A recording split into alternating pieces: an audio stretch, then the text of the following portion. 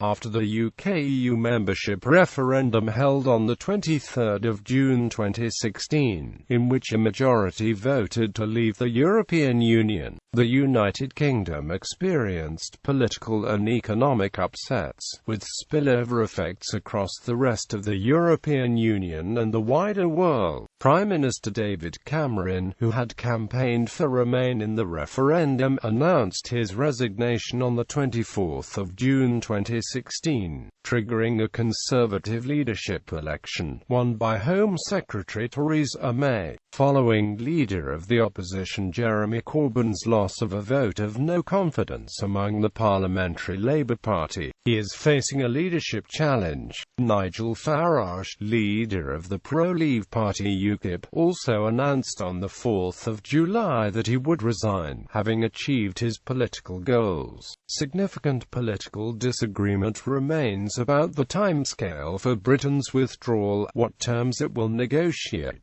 and whether Article 50 of the Treaty of Lisbon must be triggered, who can trigger it, and whether it will ever be triggered. Some politicians, including Conservative Jacob Rees-Mogg and Liberal Democrat Nick Clegg, have suggested that a general election be held before withdrawal is confirmed, although this would be likely to require repeal of the Fixed-Term Parliaments Act 2011. Voting patterns in the referendum varied between areas. Gibraltar voted overwhelmingly to stay in the EU, and there were overall majorities for Remain in Greater London and many other cities, in Scotland, and in Northern Ireland, the remainder of England and Wales and most unionist parts of Northern Ireland showed Leave majorities. This fueled concern among Scottish and Irish nationalists. First Minister of Scotland Nicola Sturgeon threatened to withhold legislative consent for any withdrawal legislation and began planning for a second Scottish independence referendum, while Northern Ireland's Deputy First Minister, Martin McGuinness of Sinn Féin, called for a referendum on a united Ireland. The status of Gibraltar and that of London were also questioned. Economic effects. Stock markets and currencies. When the London Stock Exchange opened on Friday 24 June, the FTSE 100 fell from 6,338.10 to 5,806.13 in the first 10 minutes of trading. It recovered to 6,091.27 after a further 90 minutes before further recovering to 6,162.97 by the end of the day's trading. This equated to a fall of 3% by the close of trading. When the markets reopened the following Monday, the FTSE 100 showed a steady decline, losing over 2% by mid-afternoon. Upon opening later on the Friday after the referendum, the U.S. Dow Jones Industrial Average dropped nearly 450 points, or about 2.5% in less than half an hour. The Associated Press called the sudden worldwide stock market decline a stock market crash. Internationally, more than $2 trillion of wealth in equities markets was wiped out in the highest one-day sell-off in recorded history. In absolute terms, the stock market losses amounted to a total of $3 trillion by the 27th of June. Up to the same date, the FTSE 100 index had lost £85 billion. Near the close of trading on the 27th of June, the domestically focused FTSE 250 index was down approximately 14% compared to the day before the referendum results were published. However, by the 1st of July the FTSE 100 had risen above pre-referendum levels to a 10-month high. Taking the previous fall into account, this represented the index's largest single-week rise since 2011. On the 11th of July, it officially entered bull market territory, having risen by more than 20% from its February low. The FTSE 250 moved above its pre-referendum level on the 27th of July. In the US, the S&P 500, a broader market than the Dow Jones, reached an all-time high on the 11th of July. On the morning of the 24th of June, the pound sterling fell to its lowest level against the US dollar since 1985, marking the pound down 10% against the US dollar and 7% against the euro. The drop from $1.50 to $1.37 was the biggest move for the currency in any 2-hour period in history. The pound remained low, and on the 8th of July became the worst performing currency of the year, against 31 other major currencies, performing worse than the Argentine peso, the previous lowest currency. By contrast, the pound's trade-weighted index is only back at levels seen in the period 2008 to 2013. The referendum result also had an immediate economic effect on a number of other countries. The South African rand experienced its largest single-day decline since 2008, dropping in value by over 8% against the US dollar. Other countries negatively affected included Canada, whose stock exchange fell 1.70%, Nigeria, and Kenya. This was partly due to a general global financial shift out of currencies seen as risky and into the US dollar, and partly due to concerns over how the UK's withdrawal from the EU would affect the economies and trade relations of countries with close economic links to the United Kingdom.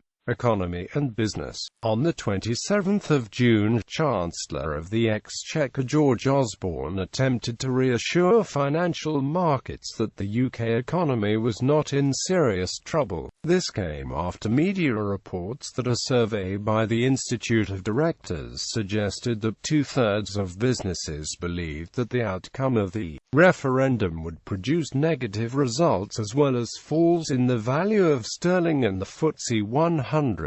Some British businesses had also predicted that investment cuts, hiring freezes and redundancies would be necessary to cope with the results of the referendum. Osborne indicated that Britain was facing the future from a position of strength, and there was no current need for an emergency budget. No one should doubt our resolve to maintain the fiscal stability we have delivered for this country.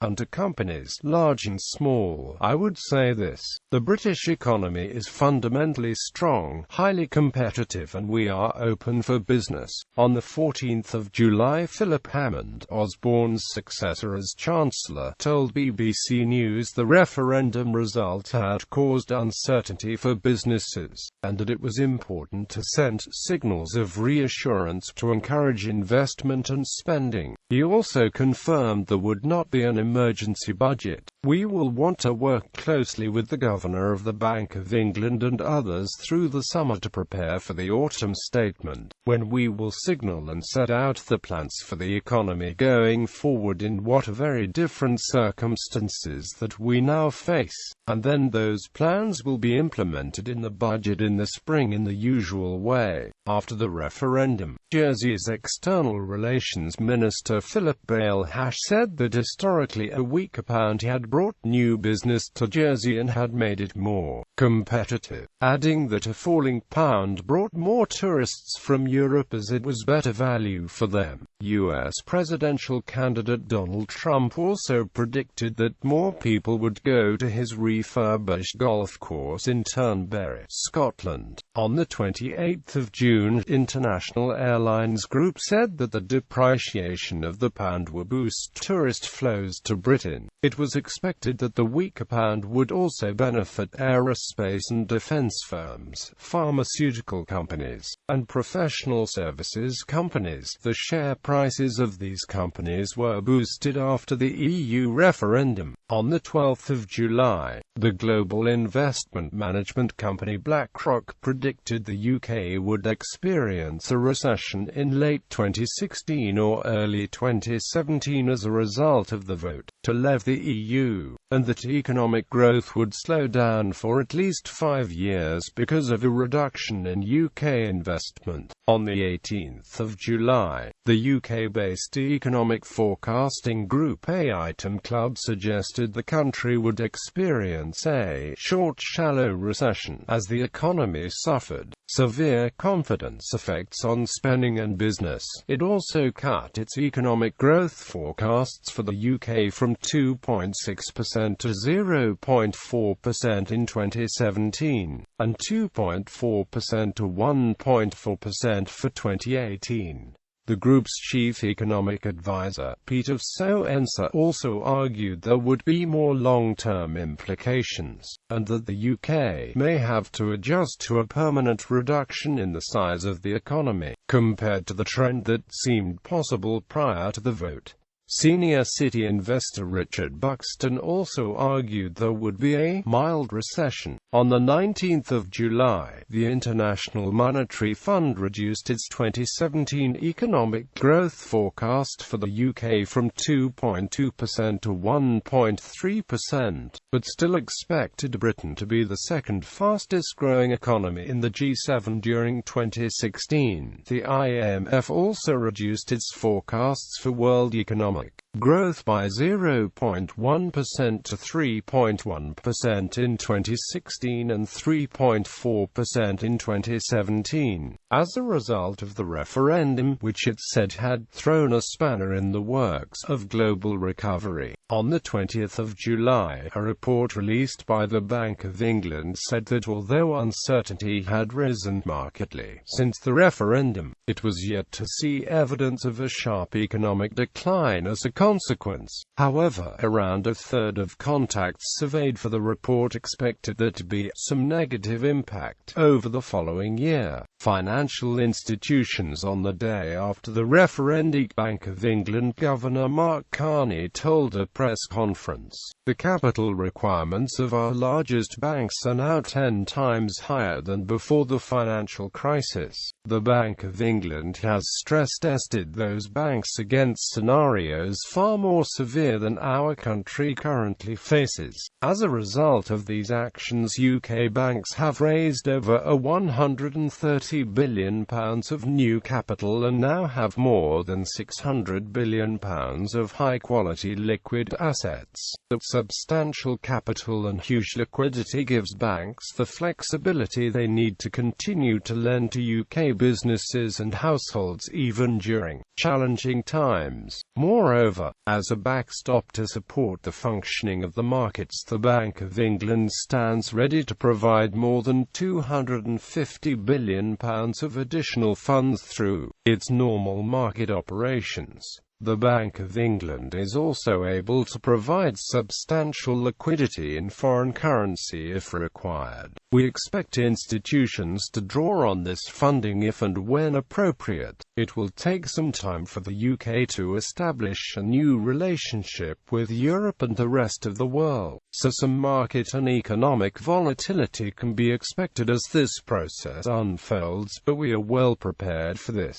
Her Majesty's Treasury and the Bank of England have engaged in extensive contingency planning, and the Chancellor and I have remained in close contact, including through the night and this morning. The Bank of England will not hesitate to take additional measure as required as markets adjust. Nonetheless, share prices of the 5 largest British banks fell an average of 21% on the morning after the referendum. Shares in many other non-UK banks also fell by more than 10%. By the end of Friday's trading, both HSBC and Standard Chartered had fully recovered, while Lloyds, RBS Group and Barclays remained more than 10% down. All of the big 3 credit rating agencies reacted negatively to the vote. Standard & Poor's cut the UK credit rating from AAA to AA, Fitch Group cut from AA+ to AA, and Moody's cut the UK's outlook to negative, to increase financial stability. On the 5th of July, the Bank of England released £150 billion in lending by reducing the counter-cyclical capital buffers that banks are required to hold. Fears of a fall in commercial property values led investors to begin redeeming investments in property funds, prompting Standard Life to bar withdrawals on the 4th of July, and Aviva followed suit the next day. Other investment companies, including Henderson Group and M&G Investments, cut the amount that investors cashing in the funds would receive. In the following weeks, the suspension of redemptions by several companies was lifted, replaced by exit penalties, and the exit penalties were successively reduced.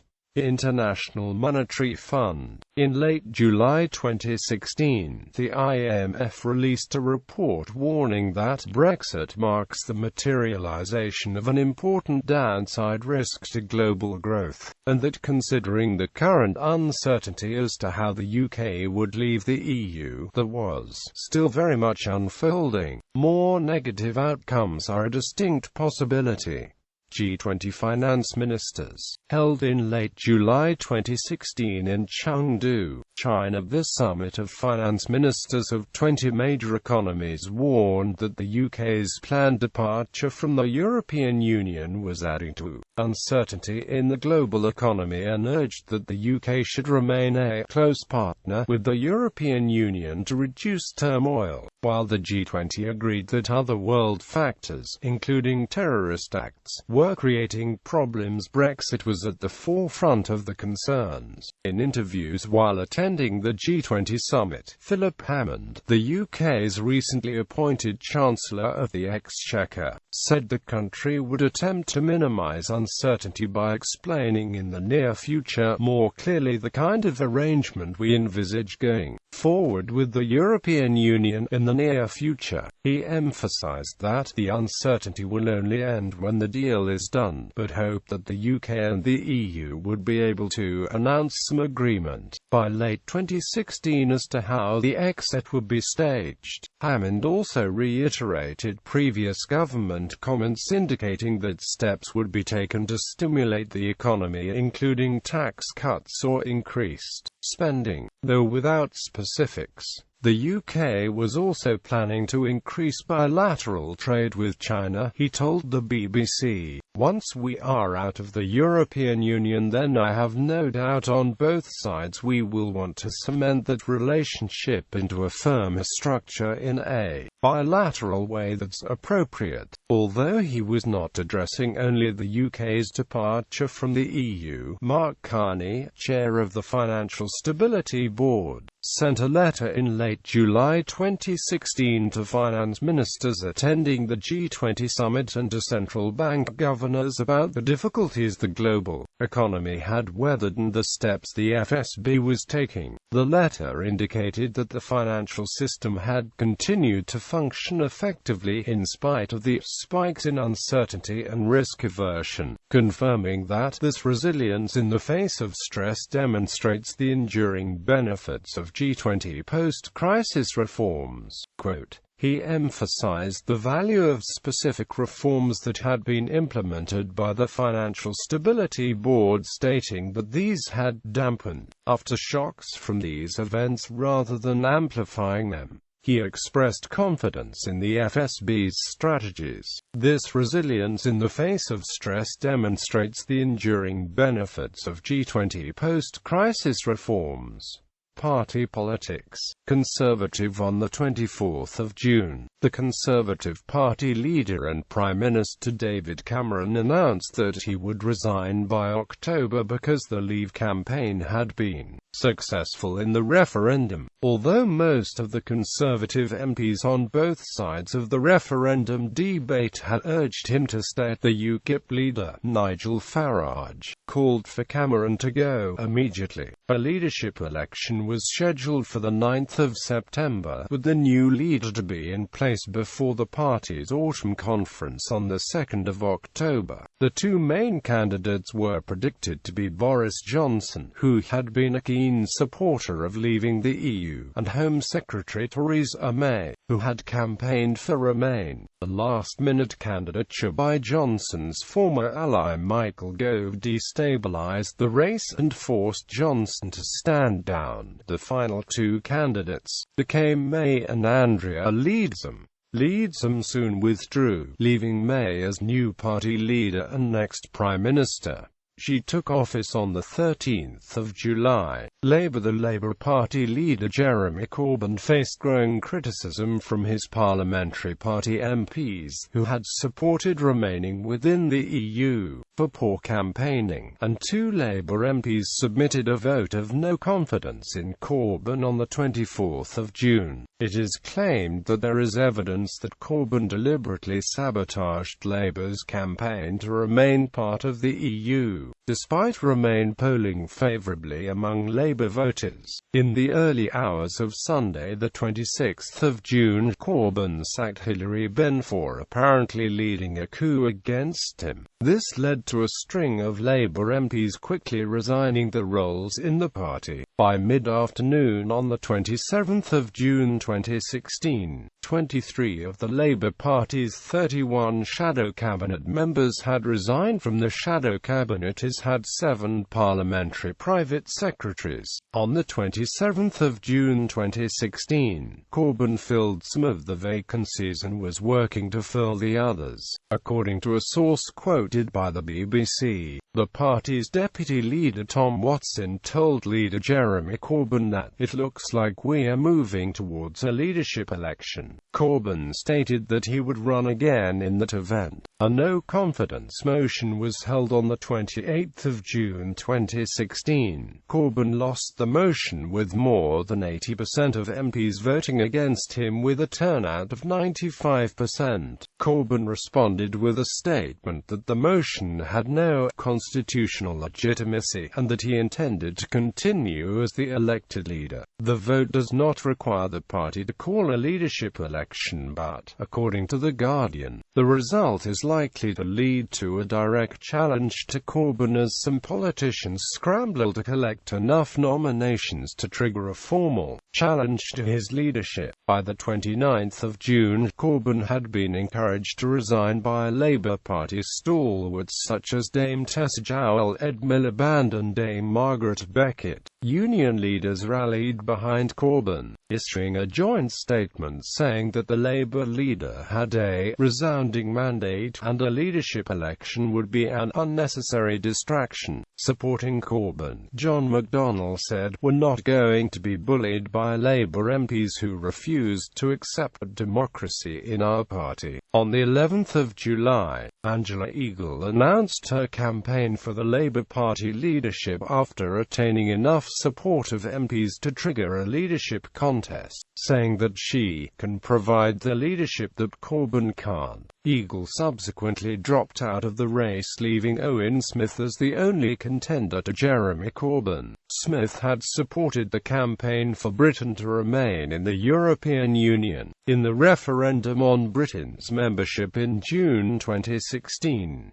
On the 13th of July 2016, following the vote to leave the EU 3 weeks prior, he pledged that he would press for an early general election or offer a further referendum on the final Brexit deal drawn up by the new Prime Minister, were he to be elected Labour leader. Approximately 2 weeks later, Smith told the BBC that those who had voted with the Leave faction had done so because they felt a sense of loss in their communities, decline, cuts that have hammered away at vital public services, and they haven't felt that any politicians, certainly not the politicians they expect to stand up for them. His recommendation was to put in place concrete policies that will bring real improvements to people's lives. So I'm talking about a British New Deal for every part of Britain. Liberal Democrats, the Lib Dems,